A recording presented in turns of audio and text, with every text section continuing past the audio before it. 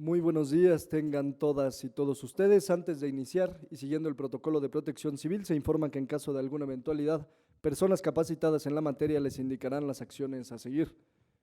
El Tribunal Electoral de la Ciudad de México les da la más cordial bienvenida a la conferencia sobre el libro Las presunciones en el derecho entre la perplejidad y la fascinación de los juristas, de la autoría del doctor Raimundo Gama Leiva, a quien agradecemos su presencia.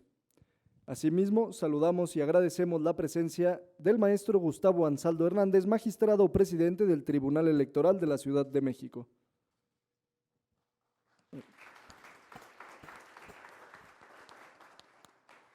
Le damos la bienvenida al magistrado Armando Ambriz Hernández, integrante del Pleno del Tribunal Electoral de la Ciudad de México.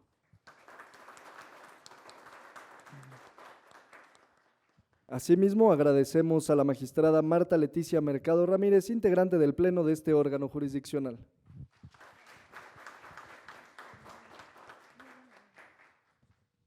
Antes de ceder el uso de la voz a la magistrada Marta Mercado Ramírez para que nos dé unas palabras de bienvenida, me permito dar lectura a la semblanza curricular de nuestro ponente. El doctor Gama Leiva es profesor asociado de tiempo completo en el Departamento de Derecho del ITAM, licenciado en Derecho por esta Casa de Estudios, especialista en argumentación jurídica y doctor en Derecho por la Universidad de Alicante. Actualmente es profesor asociado de tiempo completo en el Departamento de Derecho del Instituto Tecnológico Autónomo de México y director de la Maestría en Derechos Humanos y Garantías del ITAM. Su investigación está enfocada en el razonamiento probatorio, la prueba de los hechos y la argumentación jurídica.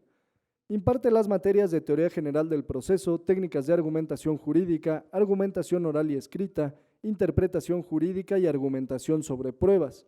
Es coordinador general del programa de seminarios de Filosofía del Derecho del ITAM y es coordinador del seminario Eduardo García Maínez sobre Teoría y Filosofía del Derecho. Forma parte del comité editorial de la revista Quaestio Facti y del proyecto de investigación Prueba y Atribución de Responsabilidad, financiado por el Ministerio de Economía, Industria y Competitividad en España. Es investigador aliado en el proyecto de investigación sobre prueba científica y prueba de los hechos del Centro de Estudios Constitucionales de la Suprema Corte de Justicia de la Nación. Es miembro del Sistema Nacional de Investigadores en el nivel 1. Entre sus publicaciones se encuentra Las presunciones en el derecho entre la perplejidad y la fascinación de los juristas, del editorial Tirán lo Blanche, España, 2018. The Nature and the Place of Presumption in Legal Argumentation, Argumentation 2017. James Bradley Thayer, un precursor de la teoría de las presunciones. Teoría jurídica contemporánea. Presumptions and Fictions, a Collingwoodian Approach in Legal Fictions in Theory Practice, Maximilian Del Mar and William Twining. An Intellectual Journey with William Twining with Manuel Atienza in Los Ethical, Global and Theoretical Context. Essays in Honor of William Twining. Presunciones en el derecho continental y en el common law, un análisis comparado en Debatiendo con Tarufo, Jordi Ferrer y Carmen Vázquez. Magistrada Mercado, le cedo el uso de la voz. Bienvenida, muchas gracias. Muchas gracias, Jorge. Buenos días a todas y a todos. Muchas gracias, compañeros, por acompañarme, presidente, magistrado Armando. Una disculpa por parte del magistrado Juan Carlos y la magistrada Chávez, pero estaban deseosos de estar aquí porque no es la primera ocasión que estás aquí, doctor. Y decirte que esta es parte de la capacitación que el tribunal promueve, que este año tenemos retos importantes porque tenemos que seguir con capacitación, pero también con procesos electorales muy particulares. Y anunciarles también que estamos haciendo un esfuerzo por el tema de los seminarios que trabajamos con el ITAM, que en esta ocasión los vemos directamente con el doctor, y me parece que han han abierto muchos parteaguas y han generado mucha expectativa en este tribunal. Doctor, la verdad es que el tema, y lo platicamos ahorita afuera, es trascendente, es de trascendencia, porque es algo que nos ocupa el día a día. Nosotros mañana tenemos sesión privada, estamos ahorita con dictámenes y viendo proyectos y demás, pero si no logramos entender lo que son las presunciones en el derecho o lograr llevar a cabo una interpretación cierta, me parece que no podríamos cumplir nuestras funciones particulares. ¿Qué es? ¿Para qué sirven? ¿Hay respuestas inequívocas? ¿Hay una única respuesta? ¿Tienen fundamento? ¿Se refiere de manera particular? ¿Cualquier presunción se puede aplicar bajo mismas reglas en cualquier ámbito de derecho, en cualquier materia?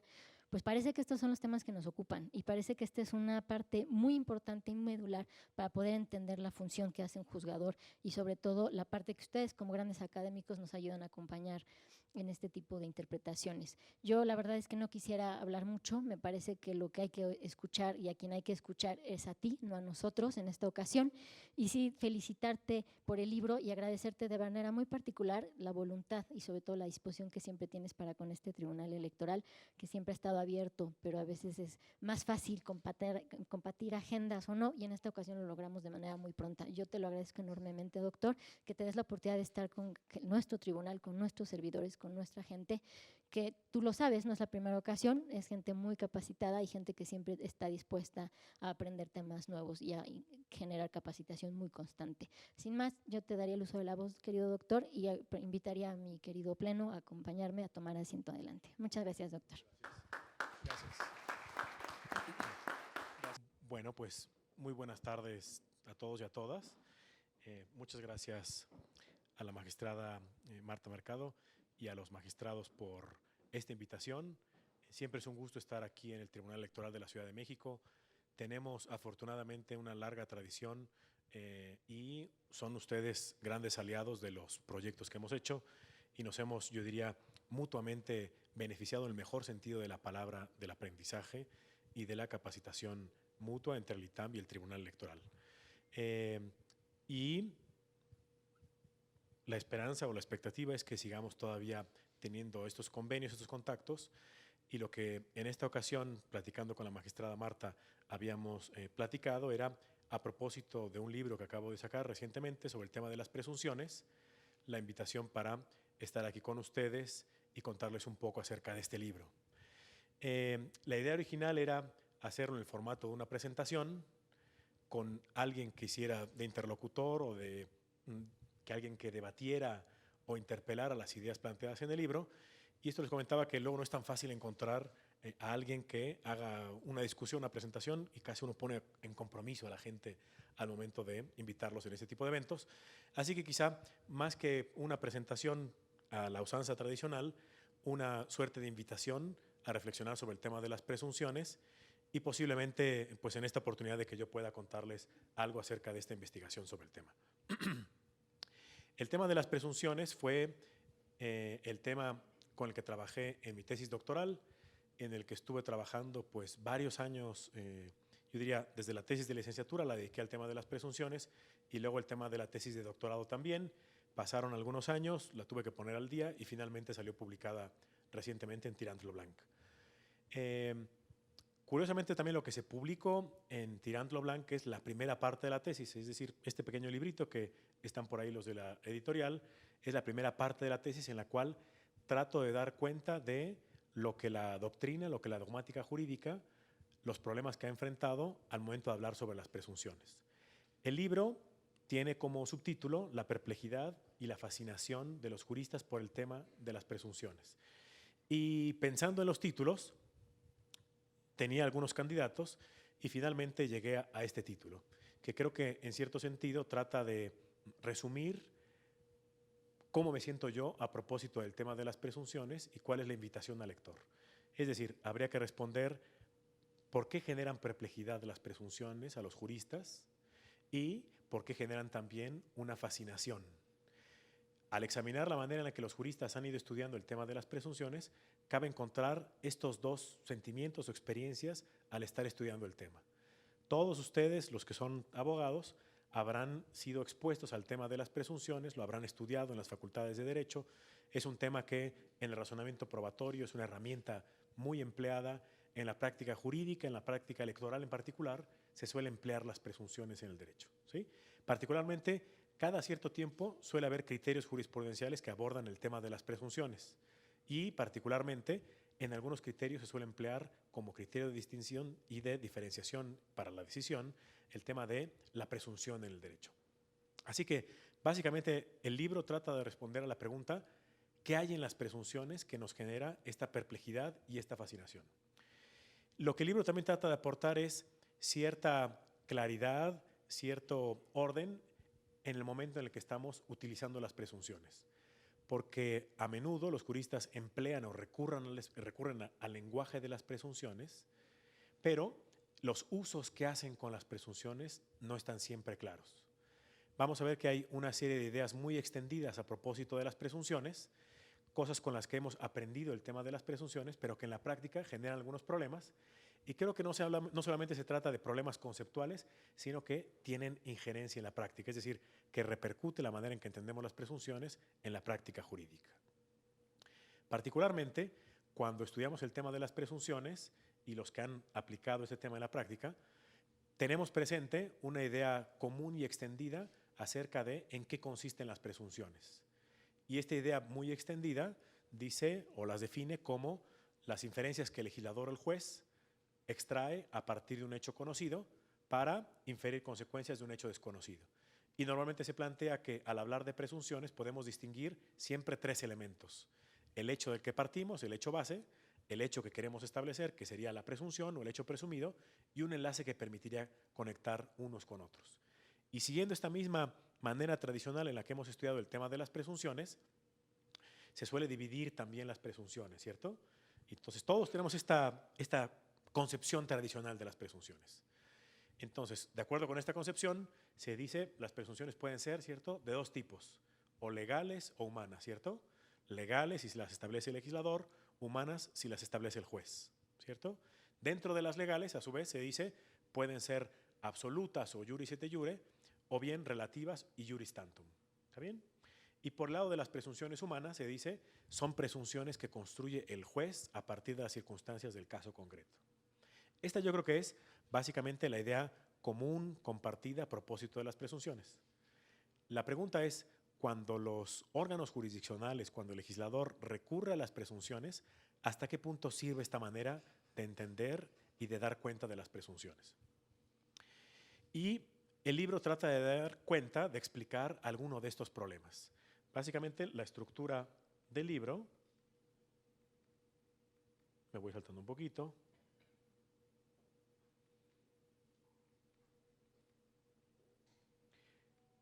tiene 3 capítulos. Entonces, en el primer capítulo se hace una aproximación histórica a la historia y a la doctrina de las presunciones. Lo que se trata de ver ahí es dar cuenta, en primer lugar, de cómo el tema de las presunciones ha recibido un tratamiento doctrinal a lo largo de la historia. Podemos encontrar tratamientos sobre las presunciones desde el derecho romano, incluso desde antes, después a lo largo de la Edad Media con los glosadores, posglosadores, etc., después en la tradición humanista en el siglo XVI, después con los antecedentes de la codificación, particularmente Domat y Potier, y particularmente después en todos los códigos que incorporan la regulación de las presunciones, siguiendo el tema o la manera en la que aborda el Código Civil francés. Entonces, un primer capítulo está dedicado a examinar históricamente las presunciones en 3 momentos: el derecho romano, el derecho intermedio y la codificación. El segundo capítulo está dedicado a examinar la doctrina continental o la dogmática jurídica continental a propósito de las presunciones, lo que en la tradición continental se ha ido reconstruyendo y elaborando en este sentido. Y el tercer capítulo aborda el tema de las presunciones en el common law, es decir, particularmente en Estados Unidos y en Inglaterra, cómo se ha entendido, cómo se ha utilizado, cómo se ha racionalizado este concepto.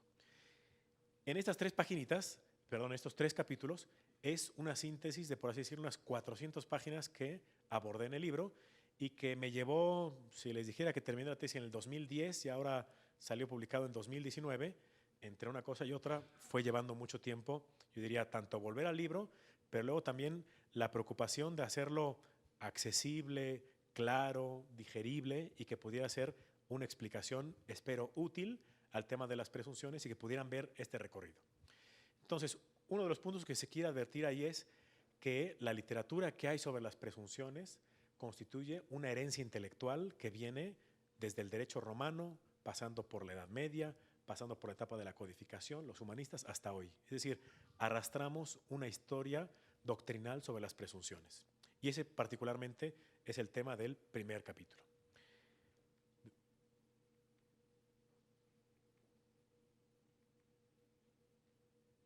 Un momentito. Bueno, a propósito del primer capítulo, en el tema histórico de las presunciones, también se trata de advertir cómo surgió esta concepción tradicional en la que hemos venido siendo formados y en la que explicamos las presunciones. Esto que decíamos, las presunciones son las consecuencias del legislador o el juez, ¿cierto? La división entre presunciones legales y dentro de las presunciones legales, las presunciones que admiten prueba en contrario, las que no, y las presunciones humanas. Bueno, esta manera de entender las presunciones, que suele ser tradicionalmente asimilada y estudiada en las facultades de Derecho, tiene su origen en el derecho intermedio. En el siglo II en particular, los glosadores, los canonistas y posteriormente los posglosadores elaboraron esta doctrina de las presunciones que seguimos todavía reproduciendo y estudiando hasta el día de hoy. Y esto me parece que tiene un interés el mostrar cómo los conceptos, las clasificaciones, las distinciones que seguimos empleando todavía hasta hoy tienen una larga tradición en la historia intelectual del pensamiento jurídico.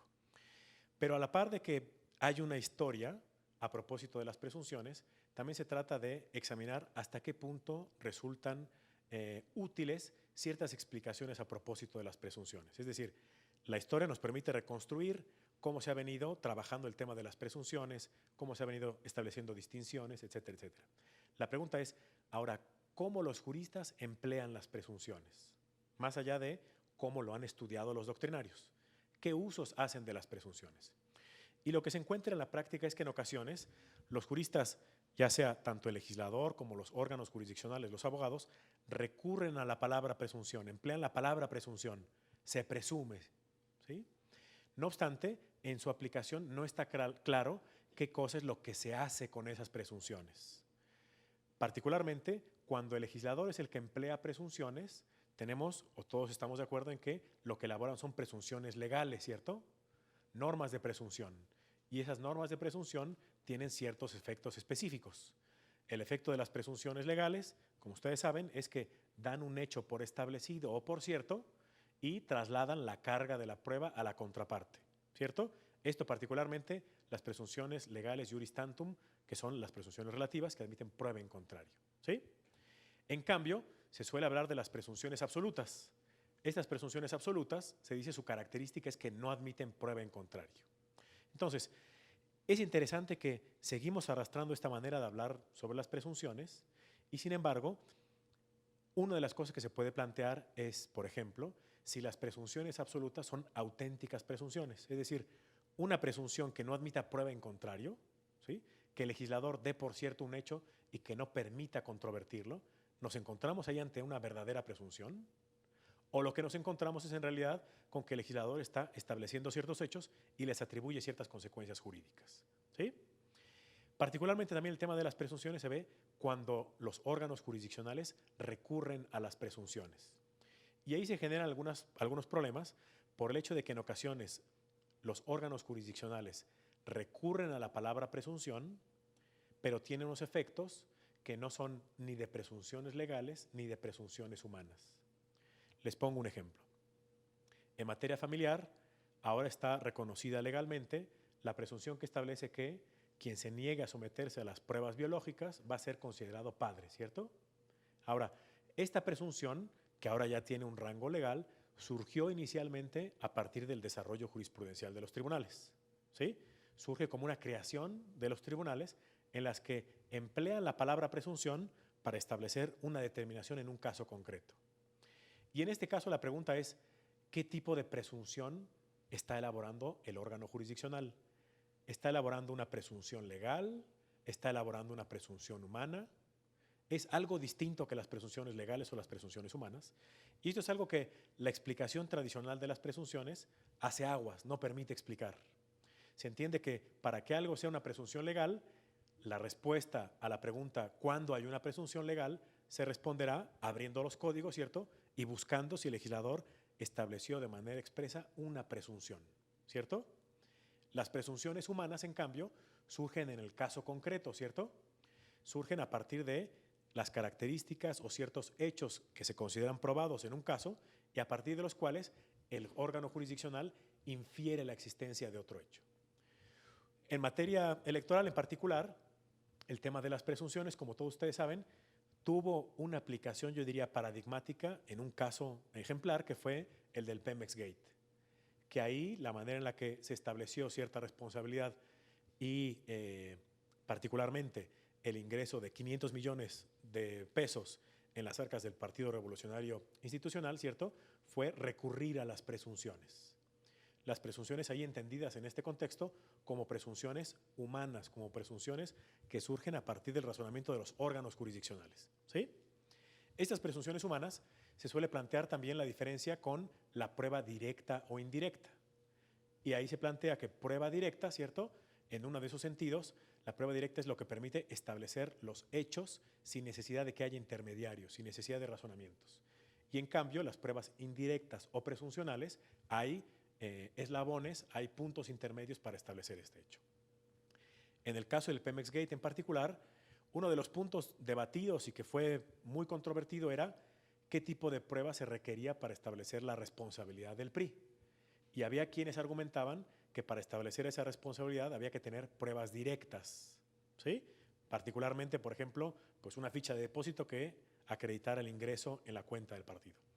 Y ese caso fue especialmente relevante porque puso de relieve cómo en ciertos casos, especialmente cuando ocurren ilícitos en materia electoral, no se suele dejar evidencia gráfica o pruebas directas, ¿cierto?, sino que hay que recurrir a razonamientos presuntivos, presuncionales, indiciarios o circunstanciales. Pero esto plantea también el problema de cómo se construye la prueba circunstancial, cuáles son los elementos que la configuran, cuándo está bien construida una prueba circunstancial. También esto en materia electoral, porque se suele entender que es aplicable la presunción de inocencia cuando cabe que pueda terminar con sanciones, ya sea a partidos políticos o a algunos de sus afiliados o simpatizantes. De tal manera que también ahí el tema de las presunciones se conecta ya no solamente con la prueba indiciaria o circunstancial, sino también cómo repercutiría en relación con la presunción de inocencia. Entonces ahí estamos viendo dos géneros de presunciones, las presunciones legales en particular, las presunciones humanas, ¿cierto? Por ejemplo, otra presunción humana que se suele construir en materia electoral, que ustedes sabrán bien, es cuando se emplea esta doctrina de la culpa in vigilando, ¿cierto? La responsabilidad que se les establece a los partidos de las conductas de sus simpatizantes, ¿cierto?, en el sentido de que podía prever, podía controlar, podía anticipar. Y se llevan a cabo determinaciones presuntivas en estos supuestos.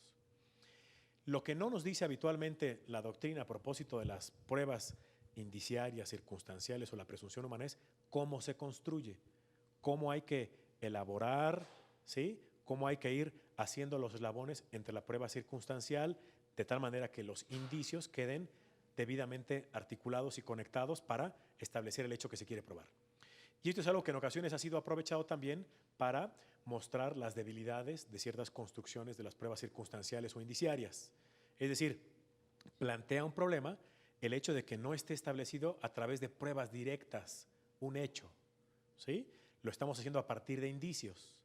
Y esto genera cierta desconfianza, cierto peligro a que estemos estableciendo, pensemos, alguna responsabilidad administrativa, alguna sanción, sin pruebas directas, ¿sí? Entonces ahí se trataría de establecer bajo qué condiciones podemos establecer que una prueba presuncional, indiciaria o circunstancial está bien construida. Los criterios que han ido saliendo a propósito de prueba circunstancial o indiciaria, particularmente a raíz de una doctrina de la Corte establecida por ahí 2013 o 2014, viene a plantear una serie de requisitos de la prueba indiciaria. Y ahí lo que viene a decir es que los indicios tienen que estar establecidos mediante prueba directa, que tiene que haber varios indicios, ¿sí? No puede haber indicios aislados, que la consecuencia entre el hecho que se pretende probar y los indicios en los que se sustenta tiene que llevar de manera unívoca o inequívoca al hecho a probar. Esta es la doctrina generalmente establecida y planteada a propósito de prueba indiciaria. Sin embargo, en la práctica, los indicios no se comportan de esta manera. Es posible que, al examinar los indicios, no hay que tener en cuenta solamente el número de indicios, sino que es posible que ante un número menor de indicios sean mucho más fiables que el mero número mayor de indicios. De tal manera que, frente a un mayor número de indicios, lo que habría que preguntar es qué tan fiables son los indicios. Otro de los criterios que se suele emplear es el de la conexión entre los indicios y el hecho que se pretende probar. Y lo que se busca determinar ahí es cuál es esa conexión entre los indicios y las hipótesis a las que se refiere. Y ahí la doctrina jurisprudencial ha planteado que tiene que haber una conexión unívoca entre un hecho y el hecho que se pretende acreditar.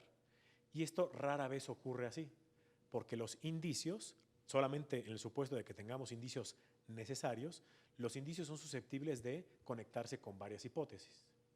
Por ejemplo, pensando en el caso del Pemex Gate, lo que había ocurrido ahí es que una serie de personas llevaron a cabo retiros de las cuentas del Sindicato de Trabajadores Petroleros de la Revolución Mexicana. Ahora, estando probado ese indicio puede reconducirse a varias hipótesis.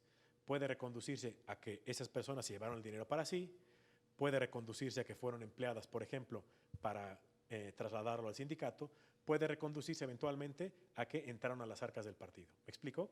De tal manera que hablar de conexiones necesarias entre los indicios y los hechos que se pretende probar no es el caso. Lo que trato de mostrar es ser críticos con las doctrinas que hemos venido heredando a propósito de las presunciones, ya sea las presunciones legales, las presunciones humanas o la prueba circunstancial o indiciaria. Para introducir también ese punto crítico, traía un ejemplo que espero pueda resultar de su interés o al menos para generar la discusión en este punto. Y particularmente tiene que ver con una presunción que opera en el ámbito familiar, que fue creada el año pasado por un tribunal colegiado, en el que plantea o recurre al tema de las presunciones para regular un supuesto concreto que es el de pensiones compensatorias. ¿Sí? Entonces, haciendo una suerte de recapitulación, lo que hemos venido planteando es cómo el tema de las presunciones ha recibido históricamente un tratamiento doctrinal impresionante. Encontramos bibliotecas sobre las presunciones. ¿Sí? Toda esta tradición intelectual ha venido construyendo una doctrina de las presunciones que venimos empleando todavía al día de hoy. Sin embargo, en esta recepción doctrinal hay, me parece, cierta actitud acrítica respecto de esas elaboraciones conceptuales que hemos venido heredando incluso desde la Edad Media. Y que lo que hacen, ya sea el legislador o lo que hacen los tribunales con las presunciones, hay que verlo también con ojos críticos. Uno de los ejemplos es, por ejemplo, cuando los tribunales recurren a la creación de presunciones. Y con este ejemplo trataría de mostrar y de reflexionar desde un punto de vista crítico qué cosa es lo que los tribunales hacen cuando acuden al lenguaje de las presunciones. Y el mensaje que se trataría de transmitir es que cuando ustedes traten de emplear la palabra presunción o vean que alguien emplea la palabra presunción, más que quedarse en la definición o la esencia o en qué consiste, yo les diría, ¿para qué está siendo empleada la presunción? Cuando el tribunal recurre a una presunción, ¿cuál es el propósito? ¿Sí? En este ejemplo, el de la pensión compensatoria y presunciones, es un ejemplo interesante porque combina ya no solamente el tema de presunciones, carga de la prueba, sino también perspectiva de género. Es decir, el tema probatorio, ahora aunado al tema de la perspectiva de género con las presunciones y las cargas probatorias. Y particularmente, lo que dice este criterio, lo que viene a plantear, ese es el rubro. Pensión compensatoria, la mujer que demanda su pago con el argumento de que se dedicó preponderantemente al trabajo del hogar o al cuidado de los hijos o su educación, dice, con perspectiva de género, revierte la carga de la prueba al deudor alimentario. ¿Sí? Entonces, es un ejemplo que si bien no es en materia electoral, me parece que puede servir para ilustrar los usos que hacen los tribunales, en particular de las presunciones. ¿Sí? Entonces, en este caso, por ahí viene el contenido, que no se los voy a leer, pero básicamente lo que dice el tribunal colegiado es, en los casos en que se produce el divorcio, cuando uno de los cónyuges alega que se dedicó de manera preponderante al trabajo del hogar o al cuidado de los hijos, dice, si señala que se dedicó de manera preponderante al trabajo del hogar, dice el tribunal colegiado, hay que presumir que esto es cierto. Y no solamente hay que presumir que esto es así, sino que el efecto consiste en trasladar la carga de la prueba a la contraparte, es decir, quien alegue que el cónyuge que está pidiendo esa pensión compensatoria no necesita alimentos. ¿Sí? Entonces, recurre también al tema de la perspectiva de género para legitimar este criterio. ¿Sí? Una primera pregunta en este caso es, ¿qué tipo de presunción está elaborando el tribunal? Y esto vamos a ver que es un fenómeno que no solamente encontramos en el ámbito familiar, sino que en ocasiones los tribunales suelen recurrir a este tipo de presunciones con un propósito específico. ¿Sí? En este caso, ¿qué presunción les parece que nos encontramos? ¿Ante una presunción legal? ¿Ante una presunción humana? ¿O algo que no es ni una cosa ni la otra? Si tuviera el carácter de presunción legal, para establecerlo tendría que estar una disposición previa por parte del legislador que expresamente regulara una presunción legal en este sentido. Y no la hay. ¿Sí? La segunda pregunta, ¿es una presunción humana? La presunción humana, de acuerdo con lo que se entiende tradicionalmente por presunción humana, es algo que surge de las circunstancias del caso concreto. Es decir, por ejemplo, si en un caso uno de los cónyuges, pensemos, la mujer alega que se dedica de manera preponderante al hogar y ofrece algunas pruebas en este sentido, su declaración, ¿sí?, alguna prueba confesional, otros testimonios, etcétera, y su manifestación bajo protesta de decir verdad que es así. Ofrece algún principio de prueba. De tal manera que el órgano jurisdiccional puede establecer en el caso concreto si efectivamente se presume esa necesidad de recibir alimentos. Pero en este caso tampoco es lo que hace el tribunal. El tribunal hace o recurre con el lenguaje de la presunción a una operación análoga a la que haría el legislador, pero no se llama una presunción legal. Es una presunción construida por el órgano jurisdiccional, pero no es una presunción humana. ¿Me explico? De tal manera que una primera pregunta es, ¿el órgano jurisdiccional está habilitado, es competente para crear presunciones en ese sentido? Para crear presunciones que se aproximen más a las presunciones legales, ¿cierto?, a una regla establecida por el legislador, ¿sí? Y fíjense cómo con esa creación jurisprudencial el tribunal lo que está haciendo es modificar las cargas probatorias. Lo que le correspondería probar a una de las partes, se lo quita a una de las partes y la traslada a la contraparte. De tal manera que la presunción tiene como efecto invertir o revertir la carga de la prueba. ¿Me explico? Entonces una primera pregunta es examinar de manera crítica, ya no solamente recurrir al lenguaje de las presunciones, sino examinar qué cosa es lo que en este caso los tribunales están haciendo cuando emplean las presunciones, ¿sí? No están haciendo, como en el caso que estamos viendo, un razonamiento a partir de los hechos de un caso para llegar a una conclusión, sino lo que hacen es crear una norma, introducir una norma en el sistema que tiene como consecuencia modificar las cargas de la prueba, ¿sí? Entonces, ¿qué presunción es? ¿Una presunción legal o una presunción humana? La explicación tradicional de las presunciones no nos ofrece una reconstrucción a esta respuesta, porque la división tradicional dice o son legales o son humanas. ¿Me explico? No deja la posibilidad a que haya otro tipo de característica. Entonces, en este caso, se rompe esa clasificación, ¿cierto? Ahora, también se rompe la clasificación porque cuando se habla de presunciones legales, no son las consecuencias que el legislador infiere, porque el legislador no infiere hechos. El legislador lo que hace es regular conductas, identifica ciertos supuestos de hecho y los correlaciona con ciertas consecuencias jurídicas. De tal manera que, aunque se emplee la palabra presunción para referirse a lo que hace al legislador o el juez, no se trata de la misma operación.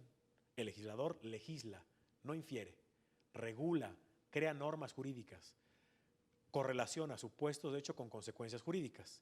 Y esas presunciones obedecerán a ciertos supuestos, consideraciones relacionadas con la facilidad probatoria, generar un determinado equilibrio entre las partes, asegurar determinado tipo de intereses. En cambio, las presunciones humanas, ahí sí, estas sí son inferencias, no son normas, ¿sí? El efecto de las presunciones legales, decíamos, es invertir la carga de la prueba. Las presunciones construidas por el juez invierten la carga de la prueba.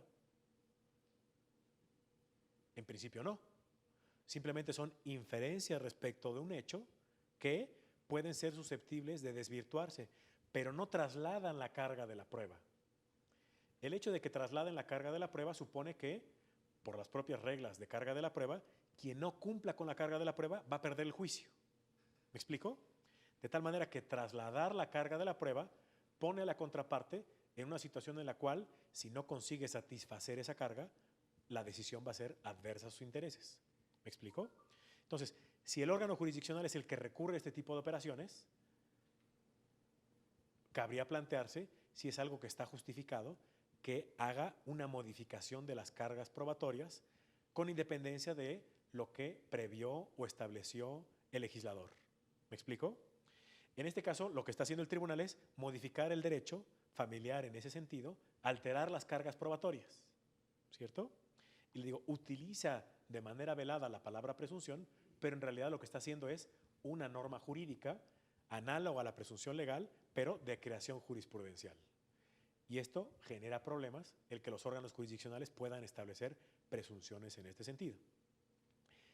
El segundo punto que tiene que ver con el fundamento que emplea para construir esta presunción y lo remite a algo que ahora está empleándose mucho, particularmente como derivado de la obligación de juzgar con perspectiva de género, ¿cierto? Que es la obligación de los tribunales de incorporar esta perspectiva en todo el ámbito de sus competencias. La pregunta ahí es, ¿el tema de la carga de la prueba es susceptible de examinarse con perspectiva de género? ¿Supone que la carga de la prueba pueda poner a alguien, pensemos a las mujeres que demandan, por ejemplo, alimentos, en una posición, en una situación más difícil para tener que probar ciertos hechos? Imagínense un caso, por ejemplo, en que se planteara dentro del ámbito administrativo un caso de acoso sexual dentro del ámbito administrativo, ¿sí? ¿Cómo regulamos hasta qué punto la carga de la prueba puede resultar neutral o puede afectar más a una de las partes? ¿La perspectiva de género podría servir o podría emplearse esta categoría o esta herramienta para modificar las cargas probatorias? ¿Da o permite, tendría los alcances la perspectiva de género de hacer este tipo de operaciones? Y esto también supone una dificultad adicional, que ahí es examinar en qué consiste la perspectiva de género, cuál es su propósito, ¿cierto? Se entiende que en principio es una herramienta analítica, ¿cierto?, que sirve para mostrar en ciertos supuestos si puede haber una situación de desequilibrio basado en una circunstancia de sexo o de género. La pregunta es si el tema de las presunciones o las cargas probatorias pueden modificarse apelando a la perspectiva de género. La justificación que planteaba este tribunal colegiado de circuito decía, dado que en la práctica las mujeres son las que se dedican al trabajo en el hogar y al cuidado de los hijos, por este solo hecho hay que presumir que si en particular una mujer demanda esto en un caso concreto, esto es cierto. Entonces, quisiera mostrar cómo el tribunal está haciendo aquí una serie de saltos argumentales, porque incluso si fuera cierto como lo es, que en la práctica la distribución de los roles y el trabajo en los hogares es llevado a cabo por las mujeres, de ahí no se sigue que en un caso concreto quepa afirmar que esto es cierto. ¿Me explico? Y ahora, lo siguiente, que a partir de este siguiente hecho, de como fundamento crear una presunción que modifique las cargas probatorias. De tal manera que la pregunta ahí sería, ¿el tribunal colegiado puede erigirse en este caso como un legislador para regular y modificar el régimen de cargas probatorias, particularmente en este tema? ¿La perspectiva de género serviría en este sentido? Ahí simplemente ya para ir cerrando, la recomendación de la CEDAW, del Comité para la Eliminación de toda forma de discriminación contra la mujer, tiene una recomendación, la número 33, en la que plantea el acceso de las mujeres a la justicia. Y en esa recomendación elabora una serie de puntos relacionados con los temas probatorios. Y particularmente dentro de esos temas dice, hay que revisar las cargas probatorias para que en los casos en los que sean mujeres quienes aleguen ciertas acciones, ya sea en juicios civiles, juicios penales, juicios administrativos, etcétera, revisemos que no se le imponga una carga especialmente onerosa, ¿sí? Esto daría o permitiría reexaminar en ciertos supuestos las cargas probatorias, ¿sí? Pero la pregunta que yo trataría de invitarlos es a decirles o a preguntarles si la carga probatoria podría resultar distinta en función de alguien, si es hombre o es mujer. Si las cargas probatorias podrían tener también reflejo de las especiales circunstancias del sexo o género de las personas, o son neutras. Eso es algo que actualmente la Corte, por ejemplo, los tribunales colegiados, no llegan a trasladar la perspectiva de género al ámbito procesal o al ámbito probatorio. Se han quedado en el ámbito sustantivo. ¿Me explico? Entonces, el reto ahí es preguntarse si también en el ámbito procesal cabría plantearse que la perspectiva de género pudiera tener algún tipo de impacto, ¿sí? Por ejemplo, relacionado con el peso que se le da a los testigos, con las cargas probatorias. Hay un punto que decía la CEDAW, decía, hay que cuidar que en determinado tipo de acciones no se les imponga cargas especialmente onerosas. Porque si tuviera una carga especialmente onerosa, no importa qué hagan en el juicio, tienen menos probabilidades de obtener una sentencia favorable. Entonces, ya para ir cerrando con este tema. Este tema de las presunciones, con el libro no se pretende agotar la discusión que haya sobre las presunciones. De hecho, la manera en la que termina el libro es un último capítulo en el que se hace un balance de la discusión sobre las presunciones y ciertas recomendaciones para los operadores jurídicos que recurran al trabajo de las presunciones. Y básicamente ahí lo que se plantea es, en lugar de tratar de explicar qué cosa es la presunción, más bien identifiquen el caso concreto para qué se está empleando la presunción. Es decir, no tanto decir es legal o es humana, sino decir qué efecto está teniendo la presunción en este caso, cuál es su fundamento, si admite prueba en contrario o no, qué se requiere para desvirtuarla, transfiere la carga de la prueba, está justificado el empleo de determinada presunción. El segundo punto tenía que ver con un criterio jurisprudencial a propósito del tema de las cargas probatorias, presunciones y perspectiva de género. Y entonces ahí el punto a plantear es hasta qué punto puede servir esta reconstrucción sobre las presunciones para ilustrar este tema.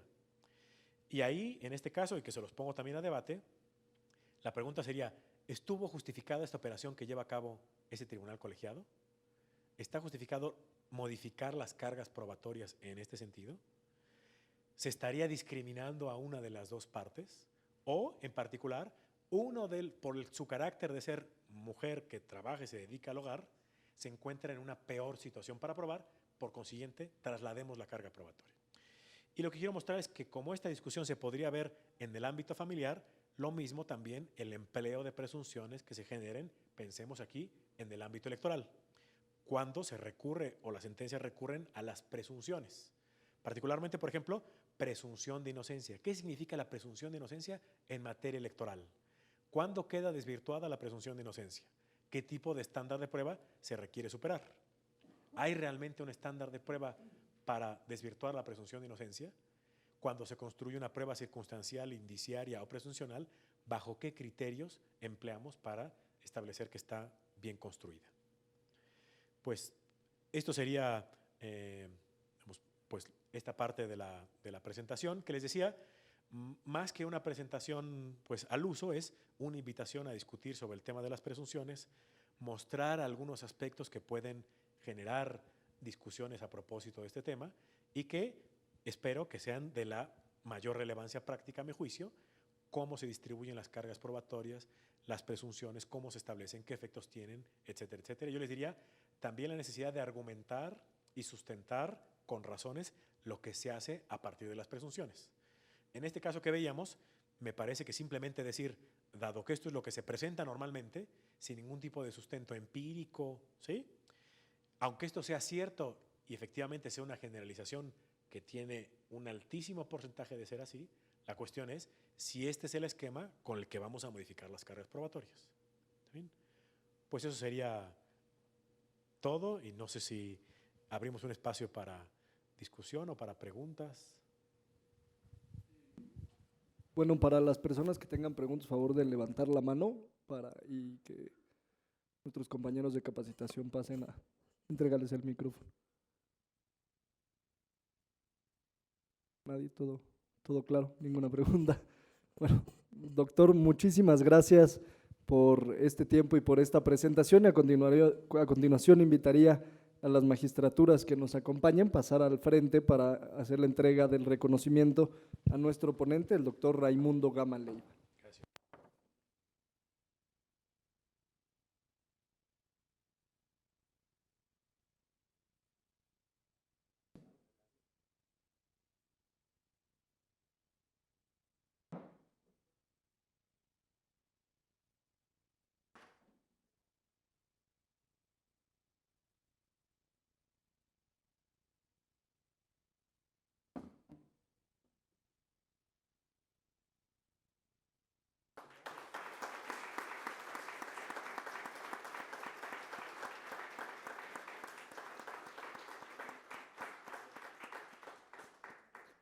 Muchas gracias a todas y a todos por su asistencia. Doctor, magistraturas, muchísimas gracias. Buen día a todas y a todos.